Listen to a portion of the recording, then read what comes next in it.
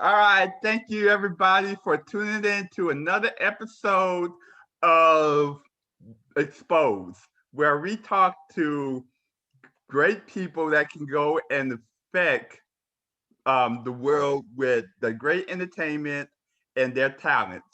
So I'm sitting here with Catalina Querida, and she is very talented. We done a what is it, open mic night Yeah. with Michelle Mm. together, and I don't think you've seen some of my comments, but you're like one of my favorite people on the show because you can sing. You are Oh, a thank great you. singer. Thank you. Yeah. I do enjoy hearing your poetry. Thank you, thank you, thank you. I I give lots of respect for Michelle for doing that.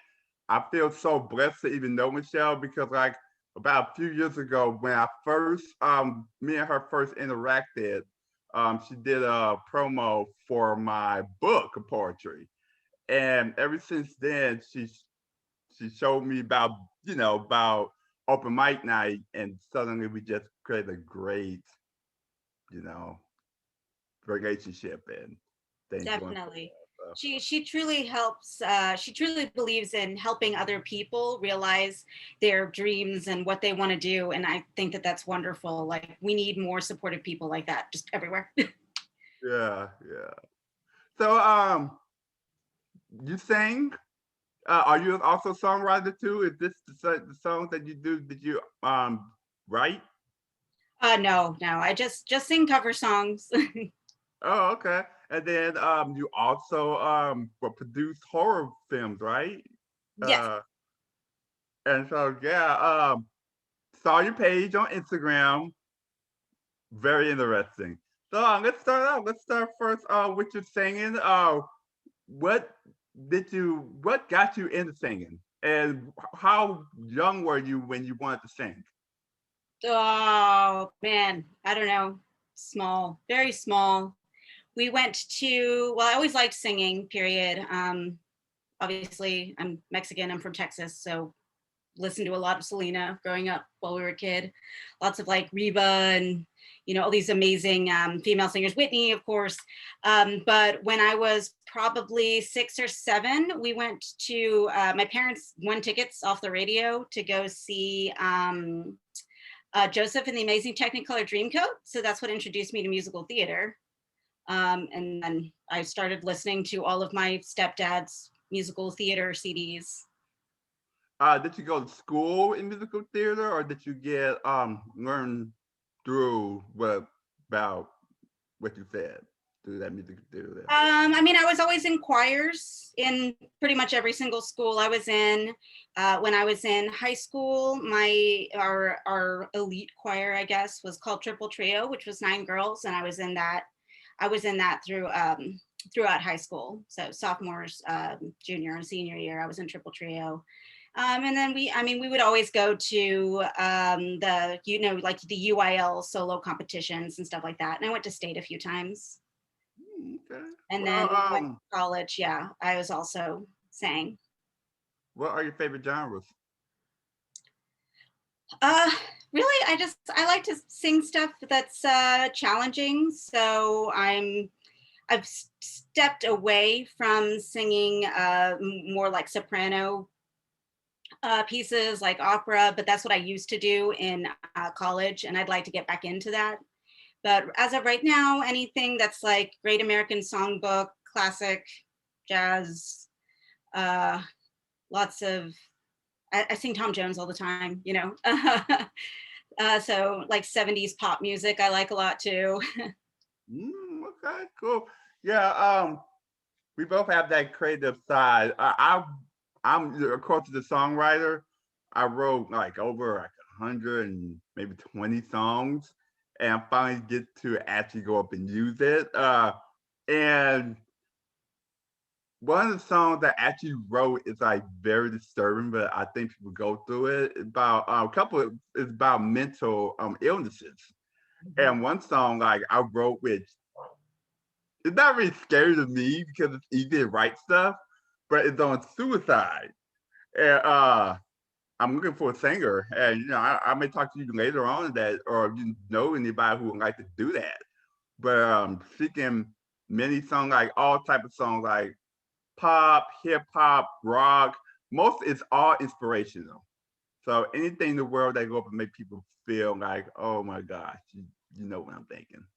So, but I'm glad to be actually hearing you sing because anything you bring it out. Uh, what I may have to do is talk to Michelle and see if she can go up and get some footage from open mic night, and we can go up and get some. If it's okay with you, we could put that on the show and let them actually see you sing. So if you're okay with that, Okay, sure. Thank you. yeah. So let me see. You say you produce horror movies, right? You say any genre. You do all genres. Yeah, genre films. So genre films tend to be like westerns, horror, sci-fi. So it's basically any type of genre that is outside of just like a straight drama or comedy. So when you have anything that's outside of that, that's what any type of like genre film is referred to as. Even like grindhouse now is considered like its own genre, even though like that was only somewhat fairly recently. Because of the Quentin Tarantino, Robert Rodriguez film, the same name. Mm. But yes, my team is Little Spark Films, and we focus mostly on horror, but we also have a Western and a psychedelic movie that we're working on. So going to horror, like what type of horror are you talking about? The horror that mentally, like oh man, this is scary, or like more visually, like demons, or talking about like Saw type things, like torture porn. What is more of topics for you? We've actually done every single one of those. Yeah. We like to change it up because for us, we've done a lot of short films. We've done a lot of 48-hour film races. And like a 48-hour film race, you literally have from Friday night to Sunday night to write, direct, film, and edit a complete short film in that weekend space. And so like those 48-hour film races, we did a Krampus horror theme because that was what we were asked to do. We did a zombie horror theme because they wanted it to be zombie related. What else? We did like a cult, like a scary cult one year. They didn't ask us to do scary cult, we just did it. We were like, we have enough people to do a scary cult and we have a church, so let's do that. How long? And I'm then sorry. our latest, Go I'm ahead. sorry, Yeah. no, No, I'm listening. Go ahead. I was just going to say the latest short film that we've released, actually, we got news earlier this week that it was it's a finalist for the Hollywood Horror Film Festival. So that was pretty exciting for us. And that one is a um, mental horror, like you were saying. It's very calm and quiet. And then when things get violent, it gets pretty violent pretty fast and then goes back into the mental part of it. But I feel that the story is more about mental illness than anything else. But that was not our story. That's something from an author in the UK, actually. Uh, can you give us a name or anything about it, or can you get information that we would know what to look for? Because it do sound interesting. Or can you give us something later on, or what can you give us that actually know about the film? Oh, it's called The Torturer. Yeah, it's called The Torturer. It is by Paul Kane. Paul Kane is the foremost Hellraiser expert in the world, as deemed by Clive Barker himself. But he's also a really fantastic author just in his own right. And he has done a lot of Robin Hood stories, some Sherlock Holmes stories, some H.P. Lovecraft related stories. Actually, his latest H.P. Lovecraft book or short story that he wrote has been made into a film. It's available right now as it's called, I just blanked out because I keep on thinking of what it was called before they changed the name. And they changed the name like just a few months ago. What is it called? Color of, nope, that's not it. I believe it is The Color of Madness is what it's called now. Hmm. Or Sacrifice. I think it might be Sacrifice now. So, how long have you been doing those competitions? They those what say weekend competitions? So how long have you been doing that? The 48-hour film races, we did about 3 or 4 every over the course of 3 or 4 years. We haven't done a 48-hour in probably 2 or 3 years, but we've been making music videos. We started with music videos. We've been making music videos, short films for almost 8 years now. Hmm. And this is in the I'll say DFW. We have to say to the fans, Dallas Fort Worth area. What theaters have you been sending it to? Oh, we've What screened has at it the been? Texas Theater. Yeah, we've screened at the Texas Theater. That's actually it's a beautiful theater in, excuse me, in Oak Cliff. The Texas Theater is in Oak Cliff, and that's actually where they caught Lee Harvey Oswald and arrested him.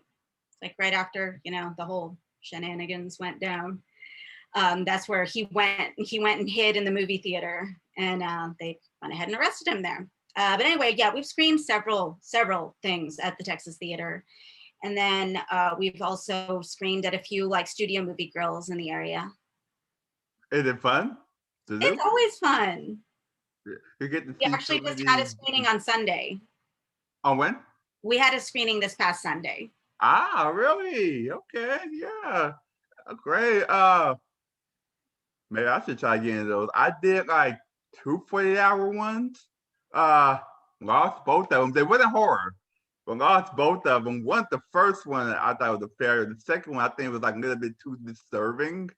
For the content we were talking about transsexual stuff, which I'm good with, but it was like how graphic it was, and so but I was really happy with that.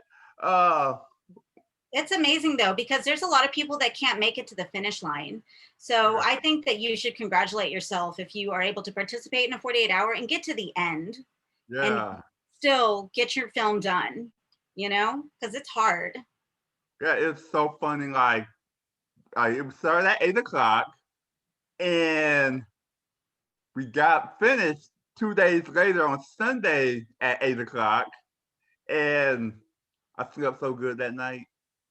I didn't even get to bed till 2, but it was so much fun. I love doing that. It's any audience viewers out there, go and do this. It's hard work, but it's fun. It's very fun. Uh, what got you into horror stuff? I've just always had an interest in it. I was raised pretty like religious, and I wasn't allowed to. I mean, I was one of those kids that wasn't allowed to read Harry Potter. To like give you an idea. So horror was not anything that was in our house, but I would be one of those kids who would also like find the spookiest book I could read without getting in trouble. So like lots of classic horror. I mean, even like Charles Dickens spends a lot of time with ghosts. So lots of like Edgar Allan Poe, things like that I wouldn't get in trouble for. Well, I gotta ask you guys. I'm just saying this from what you said earlier. You said you Mexican, right? Mm-hmm. So I know y'all celebrate Day of the Dead. Yeah, I didn't Uh, raised with that. huh? I wasn't raised with it. Oh, okay. I mean, because Day of the Dead has to do with spirit. So I was just saying, because that got you into it. But what was your first horror movie that you ever saw? Do you have a remembrance of that? Yeah. I was allowed to watch black and white films. I watched a lot of AMC and TCM. This was obviously back in the days of cable. So but like Hitchcocktober, man, I loved Hitchcocktober, and I count Psycho as the first horror film I saw. The best director out there. I took a class in that in college. That was so awesome. You say you expanded right to other genres. When did you start expanding, and why did you want to expand to Well, we officially switched the horror filmmaker tag for the genre filmmaker tag about 1.5 years, 2 years ago. And realistically, it's because we like so many different kinds of genres. We've done a lot of that grindhouse style, schlock style that is pretty popular right now with like the quick cuts and like film burns and stuff that you put over it, and stuff that's more like comedy or silly. And so it doesn't fit in the horror box really. So we figured it'd be better to just go ahead and expand. Uh, so would you count like Saw as a good grindhouse, or are there even way better films that we don't even know of, like out there that are better grindhouse films? Saw's not a grindhouse. Saw's just your regular horror. I like Saw. I like all of them, but I'm one of those weirdos that legitimately I like them. Like I like, for me personally, it's comforting to see. It's it's comforting to see, to just like be watching the terrible things happening on the screen and just be like, oh, glad that's not me. But it's funny because I'm one of those people that I like to keep it very like separate. I'm not someone that like follows serial killers or anything because it's real life stuff. I don't really like real life stuff. I'm like, this is, fantasy stuff. I like fantasy stuff for me personally. But yeah, a example of grindhouse films is that literally there's a film called Grindhouse that is a two-parter that was a Robert Rodriguez film called Planet Terror and a Quentin Tarantino film called and I just watched it like less than a week ago. I'm so sorry, my brain isn't working. Let's see. I hate that I can see the imagery in my head and cannot come up with the title. It's okay. It's okay. It's all good. Yeah. What is your favorite grindhouse film? Ooh. I like Santa Sangre by Alejandro Jodorowsky.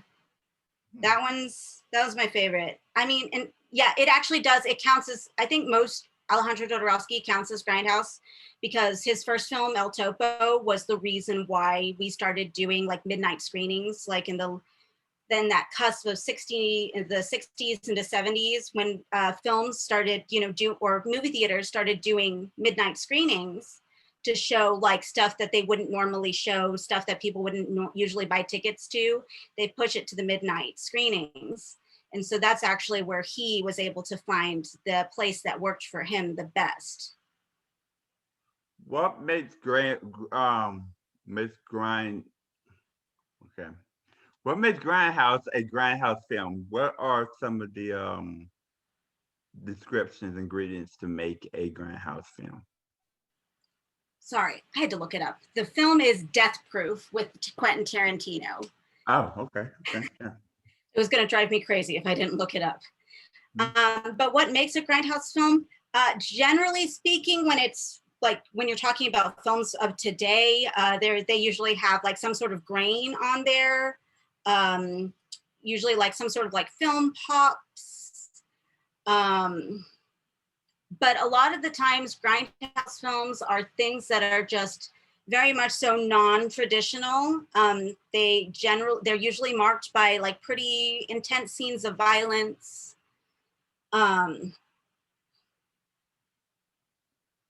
Yeah, just stuff that isn't the norm. Okay, so it's like basically like crazy stuff. Like, is the story crazy, or it's just the graphics on the film crazy, or like even the disturbing violence? Is all of that make up a grindhouse film?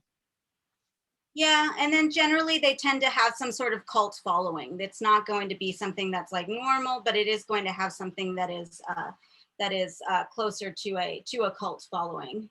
I'm over here looking at my collection of grindhouse stuff, and I'm like, oh, it's so far away. I have examples. Okay. Well, I've seen some of the stuff, some of the videos. This is giving me more interesting because I've seen some of the stuff you put on Instagram talking about it. but I still didn't really get, what it really is about until you inform me about it. Uh, I know that Robert Rodriguez and I don't know, my mind going fuzzy too. It's my Quentin fault. Tarantino did work together to make a film, with like a two-part film, right? Right. A few years ago, how to even to get it started, to grab more audiences into it. Can't even think of the name of the movie. You said Yeah, one it's was called Grindhouse. Grindhouse, right? Yeah, it's called Grindhouse. The two parts are The Planet Terror and then Death Proof, which I had to look up because my mind went whoo. But in between, they made it look like it was, like I mentioned, the midnight movies screenings. So in between, what they did for Grindhouse was that they made little short trailers, and they were fake trailers. They were made up for movies that don't exist, and they had their friends go through and make a bunch. So like Eli Roth did one, Rob Zombie did one, Edgar Wright did one. I feel awful because I feel like I'm missing like two or three. But they did also a contest. They did a contest that was like, hey, make your Grindhouse trailer, and if you win, you'll be on it. And the people that won, I believe they're a Canadian team, and they did what was called Hobo with a Shotgun, and they were able to take that trailer, and they ended up making a feature film called Hobo with a Shotgun. Mm. So is it difficult to make a Grindhouse film? Is No, it, no, does it it's have just, a lot of props? oh yeah, I mean, like it's gonna be, it's so funny because it's one of those things where it's like it can be really expensive or it can be really cheap, but it just kind of like depends on what you want to do. Because I mean, like we've literally made we've made fake trailers too, even where we're like, okay, we're only going to spend $100 or whatever, and then I'll just like as lazily as possible make some blood and just be like, okay, you know what, the color, I like the color, and then go with it. But like for the torturer, we sunk a good like $3,000 to $5,000 in effects, and we handed it over to actually someone who was in charge of practical effects. Okay. Uh, Let me see. So you make some of these films. Tell the audience what platforms um that they can watch it from. So get more people to watch the stuff.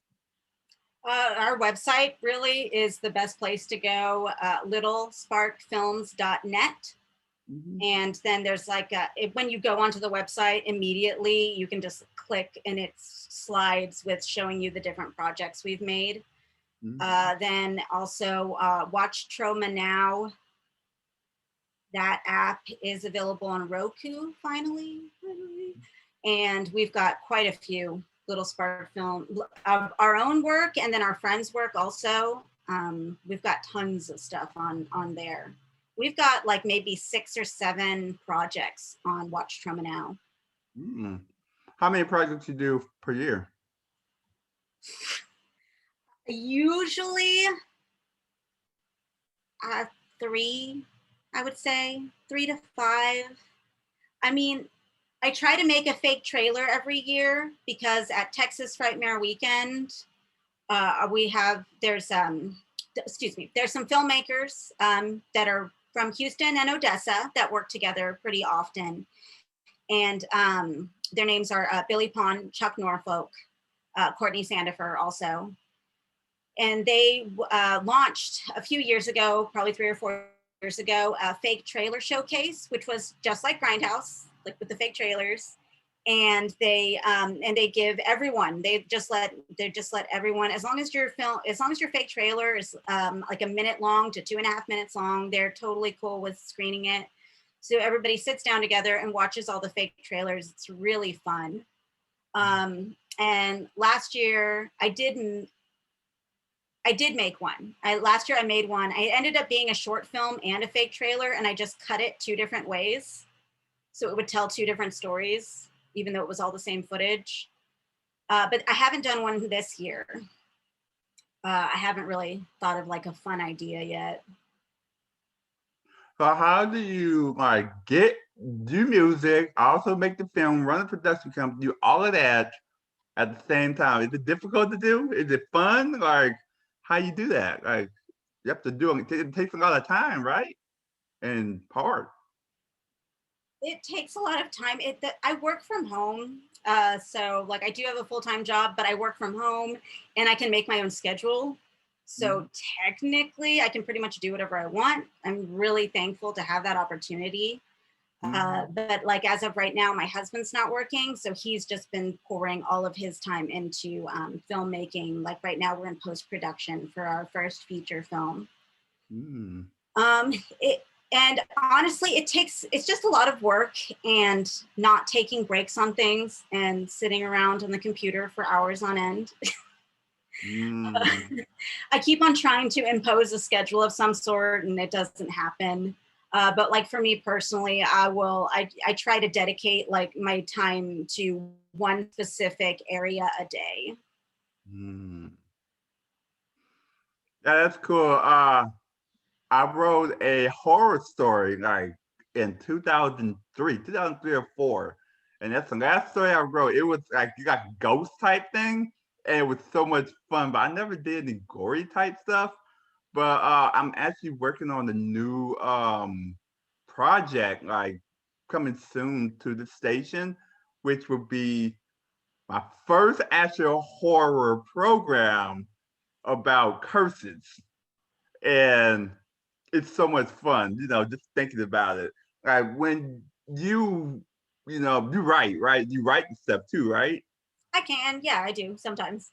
Is it like, is it fun to do? Sometimes it haunts you when you be like, probably like you have a nightmare, like, oh crap. Well, okay, this is very deep. I'm still gonna do it, but it's very deep. Do it like kind of mess with you sometimes mentally for a second, or No, what? honestly, the type of stuff that I come up with tends to be more comedic and Yeah. more like on the ridiculous side of things. I have a hard time writing stuff that's more serious for me personally.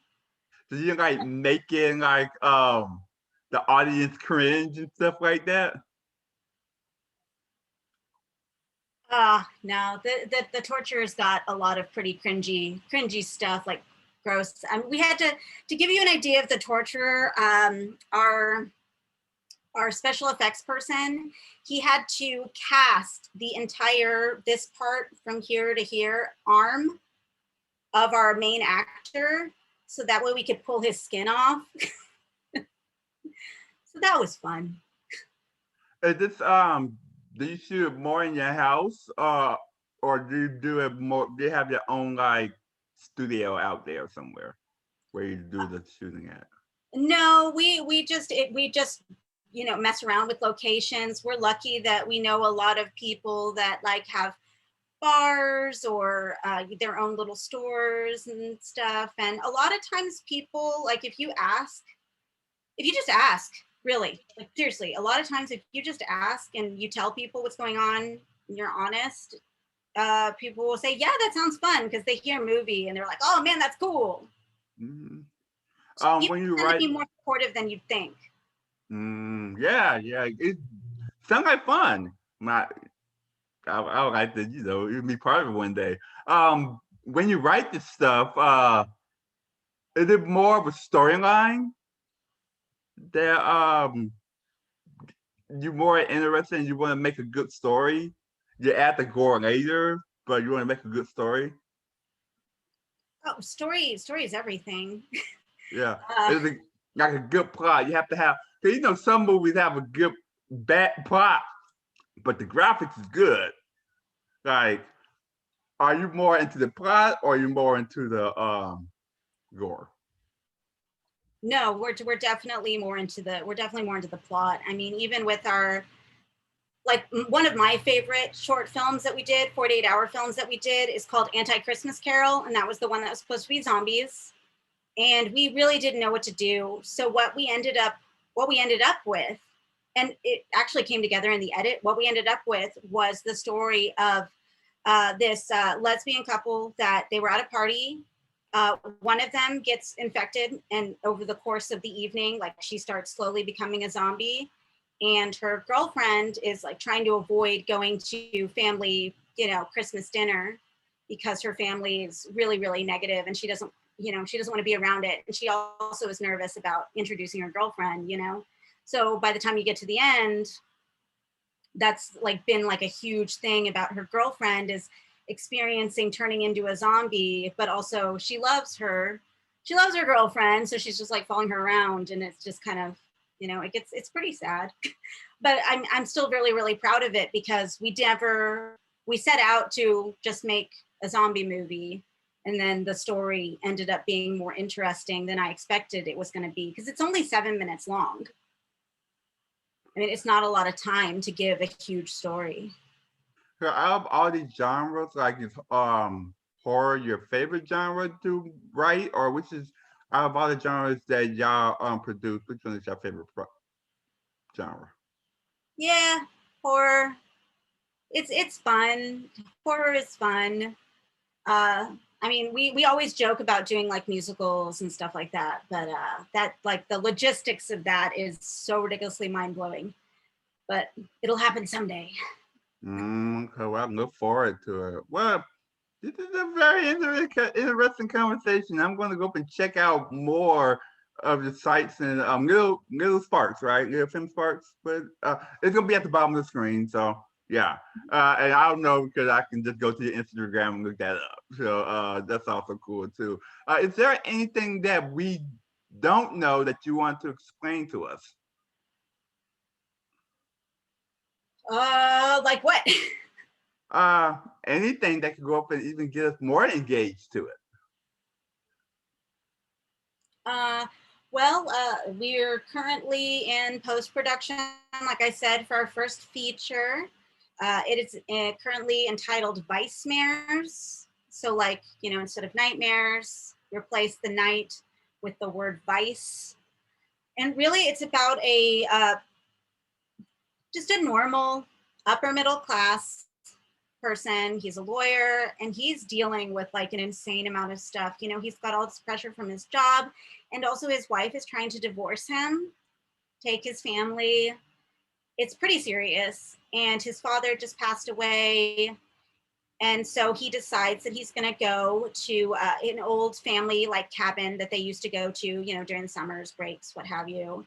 And he's going to go and try to take his mind off of it, and things spiral out of control pretty quickly after that. Cool, cool. Sounds interesting. Yeah, I look forward to seeing that. Sound like a very disturbing, but I like disturbing. I like to make audiences like be shocked. I like Yeah, the shock and awe type thing. it's a hard film to watch. I mean, like, it was a hard script to read. It's not my script. It was our friend Nerd Scum, Corey Ari. Hmm. It's his script, and it was a hard script to read, and that it is very, there's just so much going on, and I'm just like, what is wrong? This guy is having a very much so a breakdown of epic proportions. Like, wow. But I mean, I've already watched the first cut. We're still working on it, and I like it a lot. I didn't think that I would care about any of these characters, but I do. Like, I actually ended up getting really attached to everyone.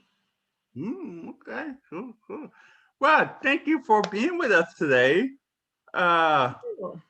we're gonna continue to support, your films and good luck on the future and everything. And I'll be back with open mic night coming soon. Do you still do that every Monday? Since especially since it used to be digital, but have you been going to the shows now and actually going there now Yeah, and I'm going to performing there? every other week. Mm. Oh, is it I live about 30 minutes away, so every other week was what's working for me right now. is it more difficult to like to do it? Like it used to be easy just to go up and pull up the camera and you at home and doing it instead of having to travel. Even though it happened now, still having to travel down there, which I was cool. I like going down there because you still get to be in front of people, but it's more nerving because you're around people. But when you're online, you be around more people, but you're not as nervous. because you don't see their faces like, you know what I'm saying, right? Yeah. Yeah, no, it definitely makes a difference. Like we're currently talking about Michelle and I going to a big event in November. And I did do the event last year, but it was at home. So it's so much easier when you're safe because you're like, oh, I'm here with my things. I'm used to this, area. But then when you go out to something, you can't, it's not as easily controllable. But everybody's been super nice, and Chocolate Secrets is a beautiful location. And they got great chocolates, white chocolates. Oh, they great, and the wine and all of that. Yeah. Yeah, I was trying to not be creepy, like wanting to like go up to the actual chocolate screen and like put my face on it and be like, it's so pretty, because those are works of art as well. Like not only is the chocolate of absolute amazing quality, they look beautiful. Yeah. Before we go, I'm not gonna really tell much people about it because they don't really know what happened. But I remember the first time you are a very bold person for what you did. When I maybe I seen you did before, but like what you did. Remember? I think it was last year, Valentine's. Remember it was at that place off of Mockingbird, Valentine's Day. Sandwich? Yes, over there. And you were reciting a horror poem, like a forgot what kind of poem it was. But that performance, like what you did, I'm sitting down here like, okay, you bold. You bold for doing this. You That's the singing burlesque portion of things. It's funny because my horror my box for singing burlesque is right here. But yeah, singing burlesque is singing and taking off your clothes. And I actually prefer it to regular singing, because with regular singing, I do, like you mentioned, getting nervous, like I get so nervous that I don't like, I just kind of like, but when I have the burlesque element, it's easy because then I'm worrying about something else other than being nervous. But yeah, for that February event, I sang All the Men in My Life Have Been Killed by Kandarian Demons from Evil Dead the Musical. And then I also did Love Fool. You didn't write that. Romeo and Juliet. That wasn't written by you? Mm-mm. You made it real. You made it sound real. Oh, So when thank I you. listen to it, I'm like, wait, like you doing burlesque, you talk about this at the same time. It's like creepy, but all types. When you did that, like you said, were you nervous? Is it more nervous doing burlesque or I'm singing, or is it fun? Is it like what is that? It's actually really fun. Yeah. It's the cool thing about burlesque is that burlesque actually started, it literally, like if you look it up in the dictionary, it's a form of satire. It started as a way to poke fun at things. It's something that is serious. To burlesque it is to basically like lampoon the thing. And then of course, is when you started adding the taking off the clothes, the removal of the clothing is eventually, where it went and where it is currently. And so whenever you're able to mix the comedy and the lampooning something and the taking off the clothes, like you have all the elements together. But yeah, and Evil Dead the musical, or Evil Dead period, is about this book that is called The Book of the Dead. Oh. Okay, it's not good.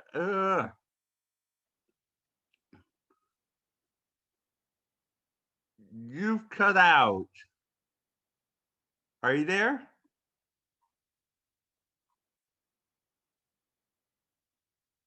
Hello?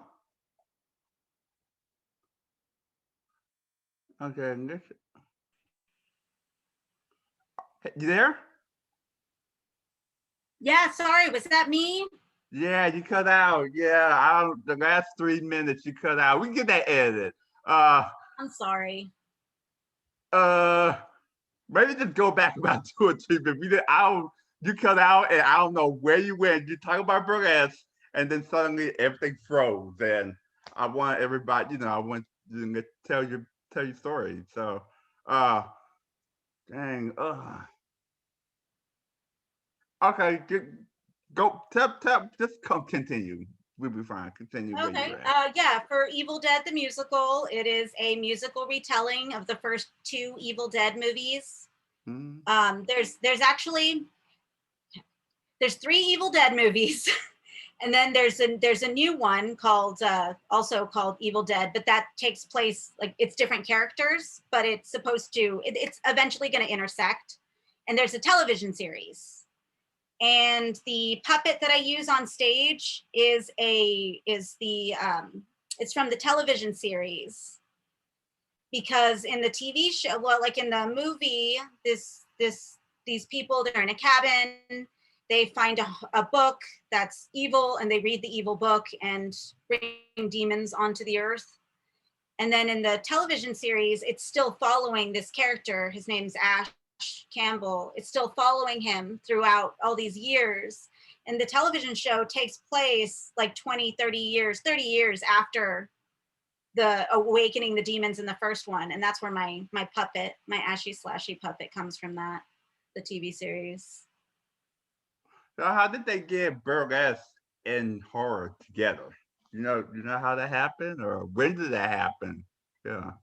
People just start doing it. It's called horror-lesque. Yeah. But the cool thing about burlesque is that you can pretty much take any sort of word or idea and stick it to the front of lesque, and Mm-hmm. then as long as you like make it your own thing, because the community is really huge. The community is huge. The all the people that are all the different kinds of people that are interested in it. You have people that are science. You have like people that are scientists that take their knowledge of science and put it into their routines. You have people. There's a ton of people that are like costume designers that make these huge, beautiful pieces. It's really interesting to see what people come up with, because everyone's interpretation is so different. So what I like about how you do it, burlesque, you make it clean, you bold, but you still make it like people like, oh, it's just not like porn. This is like entertainment. This is cool. But like, do you think like when you're out there, like there are creepy people that be like gawking and having some of the. Do you think like, oh man, there are some there's creepy people out there. Do you think about those people like like am Being I creepy. yeah creepy? Like, what you think about the creepy Yeah. people? Oh yeah, yeah. Like, do you worry about people being creepy? What are you going to do Yeah, about that sort of yeah, thing? yeah. You know what? I oddly don't. Because honestly, you can't control what people think, Yeah, like yeah. at all. Like, you mean you can't. Um, and I mean, like, I'm married. I have a kid. I'm not doing. I don't.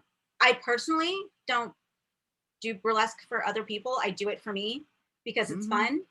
And for me personally, doing burlesque has more to do with getting comfortable in front of an audience, being able to sing, and also take my freaking out during singing and put it somewhere else, which it goes in the burlesque pile. And also for me, like, since like I mentioned, I was raised very, very, very sheltered. For me, trying to take that bit of being raised ridiculously sheltered and saying, you know what, I'm my own person and I'm an adult, so I can make these decisions. And I think that it is a valid form of entertainment, and I like being an entertainer. So it all like boils down to that for me. I don't really concerned about if someone's being creepy. I'm just like, okay, cool, give me some money. Yeah, yeah. And like Thanks. No, go away. now, What? doing this, do you have people who do this? We have to have confidence in themselves, right? That shows that you have a lot of confidence. Which the thing is cool. The cool thing is that what you're saying with your the film producing, you got a lot of talent. So when you do that, that shows that you have a lot of confidence. Is it just me? Like, oh, you got confidence, or do you feel like you have confidence? A lot of No, confidence. No, it's to me, it's like very much so, fake it till you make it. I don't feel well, and what's so funny is that I actually my last show that I did do burlesque, I wasn't freaking out. I felt very like I had everything that I needed. I knew what order everything needed to go in. And that was actually the first time in the few years that I've been dabbling in burlesque that I wasn't freaking out. And I was just like, you know what, I've already rehearsed this. I know what I'm doing. This is my act, and we're just gonna go on stage and do the thing. Now, how long have you been married to your husband? Oh man, what year is it? 8 years, 7 years, 8 years. Oh God, 9 years. Hmm. Do he 8 years. think that not just burlesque, like all the talents do you have? Do he probably be thinking like, okay, I think I like married like the best woman outside, like the best woman, like I'm so lucky. Like No, he how says is that. life He has to, being married? yeah, no, he says that, but he has to put up with a lot of. He gets to put up with all the stuff that doesn't go up on social media. So all of the like sitting around and being sad about, insert whatever it is you're sad about this today. So, and my mood can fluctuate pretty like crazily. It's gotten better over the years, like especially since when we first started dating versus now.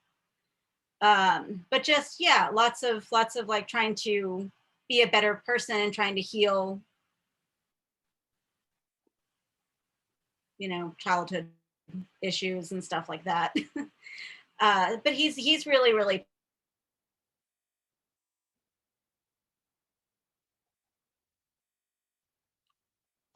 Oh, you Okay, cut out sorry, again. I figured.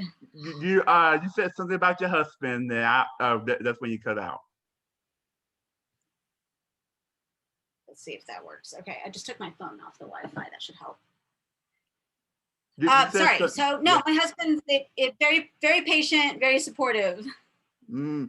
So is this talent rubbing off on your you said you have a daughter. Is this talent rubbing off on your daughter? All this talent? Have she seen some of the horror films you've done? Did she like your singing? What yeah. No, she knows about singing, and Mm. that's pretty much it. She knows that we make films. She's not allowed to watch any of them. Do she She's not old sing? enough. Do she sing? She does. Yeah, she Mm. does. Is she as good as you? Yeah, she likes to. Oh, okay. Dude, I'm actually really shocked. Like I was listening to her. I don't even know what she was singing. Just like a regular. I don't know what's like a popular pop song that's on the radio the other day, and I was like, she sounds good, man. Cool. But she doesn't want any of us to hear, so I was like, yeah, be quiet. Okay, so between you and your husband, who is the one have the more creative thought? Do he rub off on you? You rub off on him? Y'all both have creative juices? Do y'all get together and give each other thoughts? Like which one? Is the one with the best? Like more into it? Yeah. We actually both do. Like pre-COVID, we used to like once a month go get drinks, sit on a patio, like while our daughter was in school, and we would just sit down and plan out the rest of the month. So like the last week of the month, we would say, okay, what is it that we need to get done for example, like Texas Frightmare Weekend. It's usually the first weekend of May. So like when spring starts in March or even February, right before spring gets started, we're already planning for Frightmare, going, okay, what do we need to have done for this? And that's where we would bounce ideas off of each other for like the fake trailers, and all that kind of stuff. Uh, did COVID affect your production? Yeah, we had already filmed. We have a series called the Hellbound Laments, which is showcasing Hellraiser boxes that are made by the Pyramid Gallery and configurationboxes.com. So if you've seen the Hellraiser film. There's a box that opens. No, okay, cool. And so these puzzle boxes is like, if you open the puzzle box, these demons called Cenobites come out and basically, dole out justice in their eyes. But the universe is really, really big, and there's lots of different like reimaginings because you're dealing with space time and that kind of stuff. So you can kind of get away with a lot of things. You can get away with like crossovers. But we had filmed 10 short films in December of 2019. And then my husband and most of our team went to Austin to film a feature for a different team. They went to Austin to film a feature in January of 2020. And then in February of 2020, we were just getting all of our footage together because it was a lot of footage. And then March of 2020 as COVID hit. So what we did during the time that everything was really shut down, we worked on those Hellbound Laments.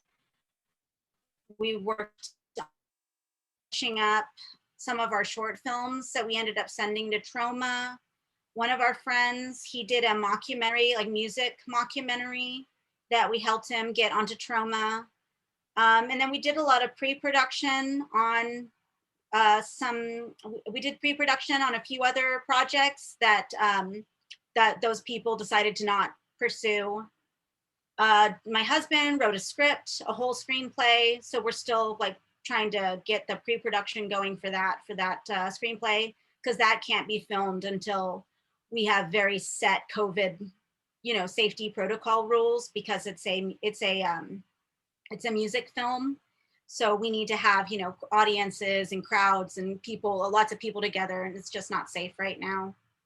And then we filmed Vice Mares in December, and Michelle was actually our set medic. She was our medical officer on set. So she was there to make sure that everybody, drank water and like took care of themselves and stuff. And everybody on set was safe. Everyone had to wear masks. We all stayed on the one location. We filmed it at a cabin in Yantis, Texas. And then like I would be the only person that would go out and go grocery shopping for everybody. And nobody got sick. Everybody was safe. Everybody was happy. And we've just been doing post-production since then. Well, talk about what you said about Michelle. I didn't even know she even do that. How much talent do Michelle got? That's cool. So much. Yeah. Cause I asked her, I was like, hey, what, we're going to be filming a feature. What do you offer? Like what? And I just asked her, what does she, and yeah, set medic, all these things. She was there to help out so much. Okay. So like I said earlier, I am working on a, more mentally scary, spiritual, horror show called, I can't think of the name, The Ritual. Can you give me any advice, since this is new to me? I'm a good storyteller, so I can, I like telling stories. But is there any other advice that I know about when I do this from somebody who knows horror? I don't know. I mean, honestly, most of our advice we get from Troma. We get from the CEO, founder of Troma, Lloyd Kaufman. Lloyd Kaufman always tells people to put your money on the screen. So like, if you know that you're gonna have something that is, I don't know, let's say a ghost or whatever, make it look good. Yeah. And then for me personally, I always tell people, like, even if you're not going to pay people, because like we've done tons of tiny projects where nobody got paid, just make sure that everyone has water and that you feed everyone. And like I've been to so many other productions where I actually stopped going to other people's productions several years ago, because like we would be told, oh, there'll be food on set or something like that, and there would be just like those little tiny waters and like a bag of chips for like one 20 thing bag of chips for like 60 people. That literally happened to us one time. It was, yeah. And I get hangry. So it's best to just kind of like keep snacks around, and it's not as costly. It always feels like it's going to be costly, but I tell everybody, you know, find a friend who has a Costco card, go to Costco and just like load up on things. And it's only like, you know, $100 or whatever. But if it's $100 to save everyone from being mad at each other, is worth it. Just make sure to take care of them, right?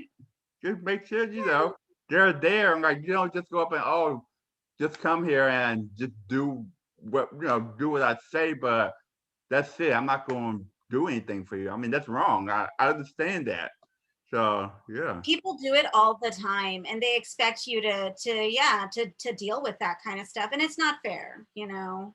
yeah, And I understand sometimes it's like, oh, you're freaking out about all the other elements, that it's one of those things that you just accidentally forgot yeah, because there's so many pieces, you know, of the puzzle, yeah. and that just happens.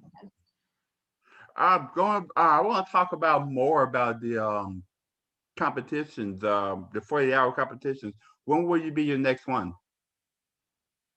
Oh man, I don't know. We've never done a 48 hour with our new team, because okay, the very first film that we shot on a Vixia, which is a point and shoot camera. And then I forced my husband to get a DSLR, so that was our next step up. And then we were shooting on our DSLR for years. And then for the torturer, we had been working on pre-production. We had no idea how we were going to raise the money to get like nicer cameras, and we were like, you know what, we're getting to the end. We were about a month away from the torturer, less than a month away from the torturer, when we still didn't know how we were going to film it, because most of our budget had already gone to the special effects.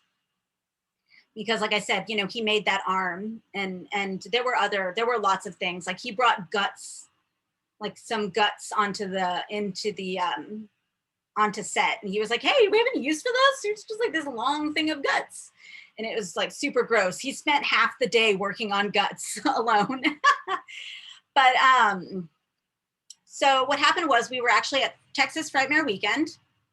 Once again, back to Texas Frightmare Weekend, and back to the fake trailer showcase, that I mentioned earlier, the Sunday fake trailer showcase. And that year we had worked with Lloyd Kaufman of Trauma Entertainment, back to Lloyd. We had worked with him on a fake trailer, and it's called Murder Balls. I don't even know what it's about. Like, I don't even know. It's about some people that are like pool hustlers and cannibals, and Lloyd he did a little cameo, and so we screened our little short, and immediately afterwards, some guy came up to Joe, my husband, and was like, hey, did you make that? How did you get Lloyd Kaufman? We said, oh, well, we just asked him. Like, he just happened to be in town, and we just asked him, and he said yes. And that's just something about Lloyd Kaufman, is that he's incredibly supportive of any independent filmmaking endeavor. Like, he will just be there to help, and it's awesome. Anyway, so he asked us how we got Lloyd. We said we asked. It's really cool when he says, hey, this is my name, Georg Victor Steinschlaus. I have all of this equipment. He started listing off all of these red cameras, 4K cameras. And he's like, do you have anything that you're working on right now that you need help with? And we said, The Torturer. And then less than a month later, we were filming The Torturer on these 4K red cameras with Paul T. Taylor of Hellraiser Judgment. He's in the film Super. He's in the first Sin City. And also with Lawrence Varnado. And Lawrence is in Sin City 2. And he's in a few other Texas-based films as well. And that's how Torture got done. Right now, did you get to the point that you feel like you are successful, or do you still have goals that you haven't gotten to yet? What are your goals like in this production company? Well, with the immediate goal right now is to get Vice Mayor's finished, to get it distributed, to find a distributor to sell it. Like most people, I mean, you make a feature film, you want to get a distributor, you want to sell it. Immediately after that, I want to work on the Reckoners, which is the one I mentioned that has the music element. I mean, I still think we can work around it. Like we can figure it out. I think we've been dealing with COVID long enough at this point where we know how to, take care of each other, protect each other. Plus SAG-AFTRA, they have very specific rules about how you're supposed to make sure for on-set safety. I want to work on the Reckoners. We have another possible feature that we need to option the rights for. That like, oh man, if we option the rights, it'd be insane. But I can't talk about it because it's a film, it's a script that is whispered about in trauma related circles, but we have to option it before I can even like talk about it. Mm. So I just basically get to the point where we're making feature films constantly. I really love being able to make films that are fun and tell a story. And as I mentioned earlier, in the entertainment aspect, part of the goal is to just be entertainers nonstop, all the time, always. Are you are you trying to say more independent? Are you looking for to be more Hollywood? What is your even think between independent and Hollywood? Like is Hollywood a little bit more too fake, or what are your intentions? What are you preferring to be more into? Well, I honestly, I want to stay in Texas, and you can still do Hollywood things in Texas. I mean, Robert Rodriguez still lives here. And he still does work, outside of Troublemaker Studios. It's based here. It's just the thing that and I mean, like, even people always forget that, like, for example, Wes Anderson is from Texas. Wes Anderson's from Texas. He's a Texan filmmaker.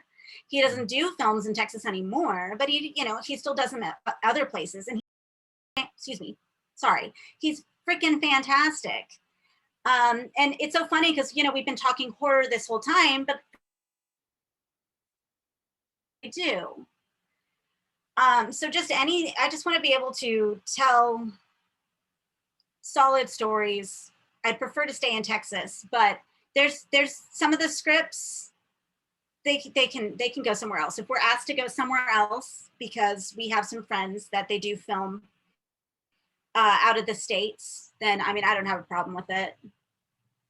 So if you if you get an opportunity to say, hey, we want to take this to a broad schedule, we want to get made. This is so awesome. You do it. Oh yeah. You do it, right? Yeah. Make that money. Right, exactly. I'm not gonna, no, thank you. And there's nothing wrong with that either. Like, I know that I've mentioned Trauma a few times, but the thing about Trauma is that a ton of people have come from Trauma. Like Kevin Costner got his acting start with Trauma. Friggin' Billy Bob Thornton. Billy Bob Thornton's first movie was with Trauma. Samuel L. Jackson, his first film was with Trauma. He wouldn't have and that's the cool thing about them, is that they do give everyone the opportunity. And James Gunn, so like Suicide Squad is coming out here soon. James Gunn used to be Lloyd Kaufman's assistant. So like, I mean, it's low level stuff, yeah, but I've learned a lot just from like even reading Lloyd Kaufman's books. Which he gave us, our friend who goes by Trauma Bart and I are going to do an audio version of one of his books, which is called Make Your Own Damn Movie. So we're working on that right now. Okay. Almost done. I want to go back to the challenge competition. Just popped in my head. during the COVID, did you have to halt the competitions, the 40-hour competitions, or did you do it online? Or No, we haven't done a 48 hour in about 2 years. So we had mm, already stopped doing 48 hours in before COVID, pre-COVID. We stopped doing 48 hours in 2018. December 2018 was the last 48 hour that we did. And it was just, it was a lot of work. The screening was a disaster. It was not as fun as it used to be. And then we haven't done a 48 hour with the 4K cameras and so on and so forth. Because for 48 hours, what we would do is I would edit while we were working. So while we were filming, I was editing. So once they filmed, let's say they filmed a scene, they would dump the footage and they would be working, and then I would be editing the scene as they were on to the next thing. Because we found that the most efficient way to do a 48 hour is to edit at the same time. wow, lots of work, lots of work. Last question. Going all the way back to the burlesque thing. Uh, did you go to like Las Vegas or watch any burlesque shows or anything to get you more prepared for doing that, or was it just natural? How did that happen? No, and it was definitely not natural. It was. I'm pretty much a spaz, Yeah. but what has helped is been taking classes, and there's a ton of classes online. So like last year, pretty much all I did in my spare time was take burlesque classes. Like the New York School of Burlesque, they have online classes still. And Joe Weldon, she's amazing. She's been doing it for like 30 years.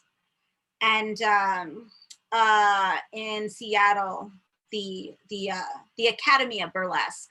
I also took some classes from them, and I like that they talk a lot about the history of burlesque, and that's something that I didn't know at all until I started taking classes. Hmm. Okay. Well, this has been a very interesting conversation. You are interesting, uh, and the proof is because we've been doing this for over an hour. So Sorry. yeah, so that shows that it was interesting. Um, and I believe the viewers probably believe that too. Thank you for coming on the show. Yeah, thank you for asking me. It was fun chatting with you. Yeah, well, hopefully we can do this again soon. And I look forward to your future projects. That project's coming out soon, and yeah, thank you. You have a great week. You have great Thank time. you. You too. Bye. Bye.